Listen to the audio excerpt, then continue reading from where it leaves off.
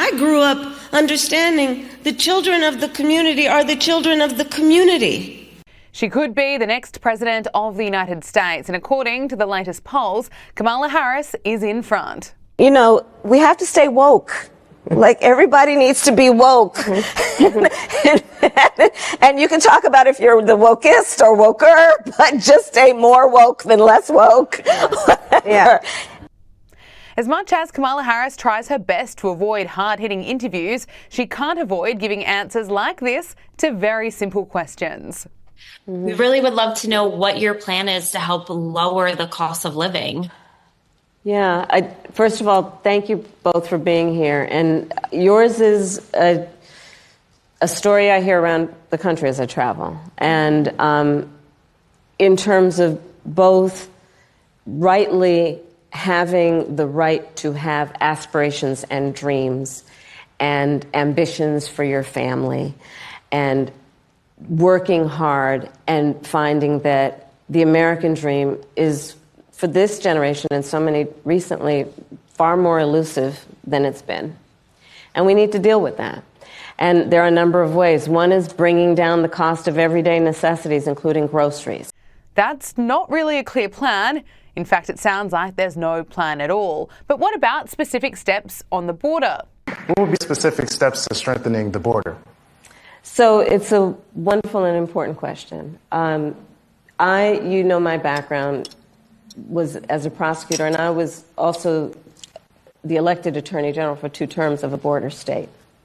So this is not a theoretical issue for me. This is something I've actually worked on. Okay. I have prosecuted transnational criminal organizations for the trafficking of guns, drugs, and human beings.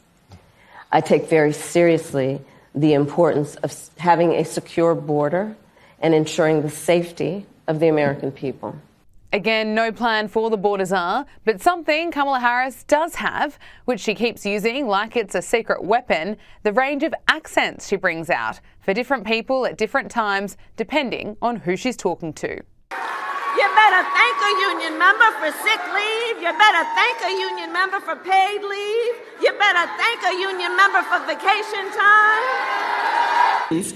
I love you back. It's a little cringe. Journalist Josh Hammer joined Power Hour this week to discuss the upcoming election and claimed that Kamala Harris isn't capable of thinking on her feet.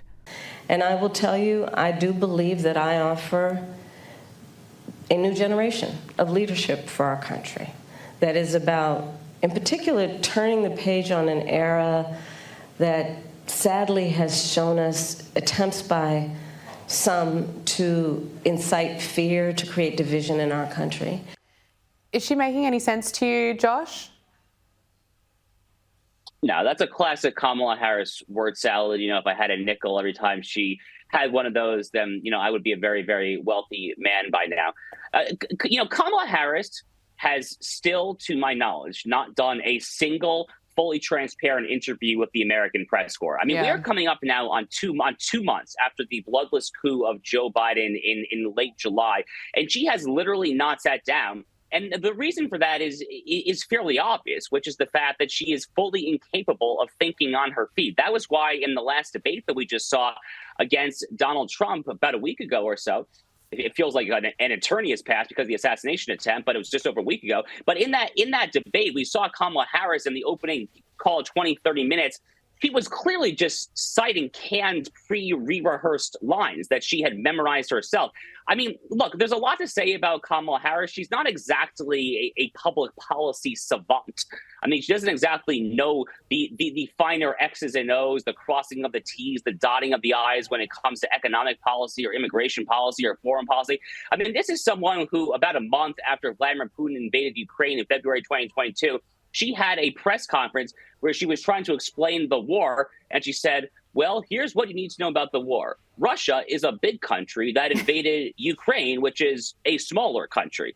Thank you, Madam Vice President, for your astute geopolitical analysis. I probably could have enlisted my kindergarten-age cousin in order to give that one. I mean, again, this is not someone who is going to qualify for Mensa anytime soon or crush the IQ charts, but that is why the Democratic campaign is trying to hide her and just whip out all these ridiculous canned lines about democracy, global warming, reproductive freedom, all the various other euphemisms. That's all they have to run on. They can't have her get out there and announce what her plans are for 2025 and 2026 because she has none. And to the extent that she has any plans, they're the exact same plans that have failed so miserably for the past 4 years. And just watching her, you can really tell the difference when the way she performed at the debate compared to how she performs during interviews, because during interviews she gets her words all muddled up, but in that debate she obviously rehearsed her lines. She rehearsed them quite a few times. Now look, I didn't think there could be anyone more painful to listen to than Kamala Harris or Tim Walz, but then I heard Gwen Walz, Tim Walz's wife. Here she is. You just show me this. Turn the page, right? Turn the page. And you know what else that looks like? Bye-bye. Bye-bye, Donald Trump. We are turning the page. 52 days and we are turning the page. 52 days and it is bye-bye, Donald Trump. I actually can't really watch that. It's I don't know if she realises or not that Donald Trump's not in office. Joe Biden is the president right now, but that kind of acting, I don't even know what that was, but surely it's not helping the campaign. Well, first of all, the way that they're talking, you would be mistaken for forgetting that Donald Trump is not president right now, because they're talking about how Kamala Harris is an agent of change, how she's going to bring hope and change and all this 2008 era Barack Obama mumble jumble, how she's going to do all that. They're totally ignoring that she has been the vice president of the United States for the past 4 years. It's really remarkable. However, quick aside, and one of the reasons that, all of this being said, I'm actually still cautiously optimistic that I think Donald Trump's in good shape to win this election. The New York Times had a recent poll where they polled in the crosstabs, who do you view as the better change agent, the bigger outsider in this election? And 53%, give or take, of Americans said that Donald Trump was the change agent, the outsider. Only 25% of Americans said that Kamala Harris was. So, they're trying to gaslight us and make us forget that Kamala Harris is the active vice president and Donald Trump has not been in office for 4 years now. But apparently the American people have not forgotten, which is very much a silver lining and a cause for optimism. Gwen Walz is a lunatic left-winger, though, as her husband, Tim Walz, very much is, too. If you go back to the George Floyd riots, which started right there in Tim and Gwen Walz's backyard in May and June of 2020, that was where the national inferno began, right there in Minnesota. Back then, Gwen Walz was apparently literally encouraging the rioters. She was like shouting out of the window of her governor's mansion, if I remember the factual details correctly, to the rioters to say, go over there. She was there in the great so-called racial reckoning in America from the get-go. She was one of the leading arsonists in what became a sprawling national conflagration, a conflagration that resulted in roughly $2 billion in insurance claims worth of property damage there. These people are radical left-wingers. This is the most left-wing ticket in the modern history of the United States that very much includes Barack Obama, who was no slouch of a left-winger himself. But the Harris-Walz ticket takes this to whole new levels of far left depravity, I fear. Absolutely. Look, finally, let's look at the most recent polling. Kamala Harris has received a bump after that debate and leads the race by 4 percentage points among registered voters. That's according to the latest Economist/YouGov poll. Josh, is that going to last? I don't think so. As I was just saying, I'm actually still cautiously optimistic that Donald Trump is in good shape to win this election. Now, it's going to be very close. I don't claim to be super, super confident in this prediction, but when you go back and look at the 2016 and 2020 elections, pollsters were way, way off. In 2016, Hillary Clinton was leading in all the polls by 7, 8, 9, sometimes even double-digit points. We all know how that ended. In 2020, Joe Biden did end up winning the national popular vote by roughly 4 to 4.5 points. Well, because Republicans here in America have something of a structural built-in electoral college advantage, they actually ended up translating that 4.5-point national popular vote loss into an exceedingly narrow electoral college loss that essentially amounted to 70,000 votes dispersed across 4 swing states. So all that to say that the pollsters have not really fixed a lot of the structural flaws that have afflicted them in the past 2 presidential election cycles, namely the fact that older liberals in particular disproportionately answer pollsters' phone calls, and conservatives here just reject the pollsters, so they haven't been able to account for that.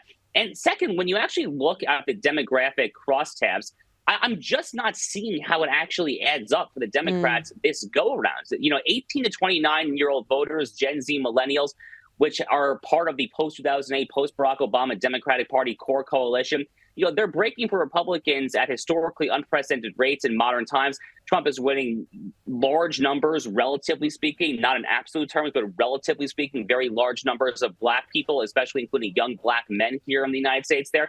So I'm just not seeing it. Now, again, it's going to be very close.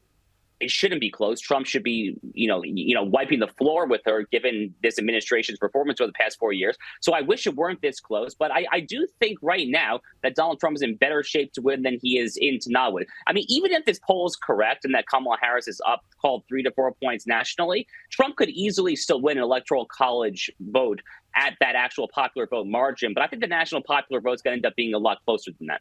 Okay, Josh Hammer, Senior Editor at Large at Newsweek. Thank you so much for joining us on Power Hour. Thank you, Gabby. I appreciate it.